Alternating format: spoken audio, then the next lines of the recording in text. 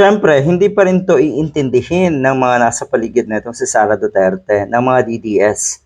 Natural lamang na magmamarunong, patuloy na magmamarunong yung mga yan. Ito ang sinasabi ni Lead Prosecutor Attorney Jervil Luistro. The fact remains that under the law, suspended ang public official na nililites. Now, if you are suspended, how can you say that you are a member of the Senate? Totoo naman yun. Pag suspended ka sa trabaho rin, o di ba? For the meantime, ay hindi ka empleyado ng kumpanyang yon. Ganun lang naman siguro kasimple yon. Kaya hindi ka counted daw. Hindi ka counted, Mr. Jinggoy Estrada.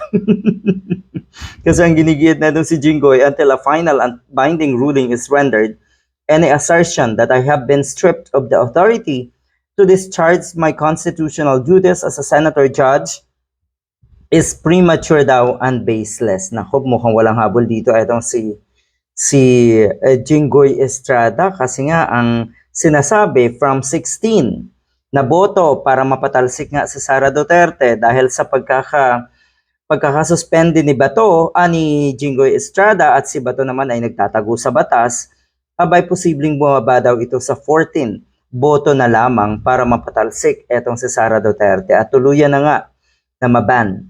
Perpetual disqualification. Ang sarap pakinggan na ang isang Sara Duterte ay mapapatawan ng perpetual disqualification. Yan ang totoo. Yan po ay music to the ears of the Filipinos, of our kababayans na nasa tamang kaisipan. Paano yung wala sa tamang kaisipan? I understood na yon ng mga uto-uto at diehard. Ang saklap.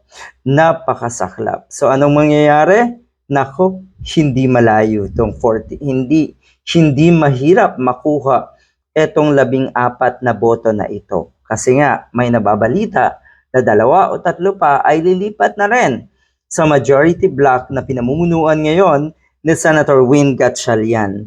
Ito yung sa tingin ko, bukod doon sa nangyaring ang pagka-aresto at pagkakulong ni Digong, sa tingin ko, isa ito sa lalong magpapalugmok sa mga DDS.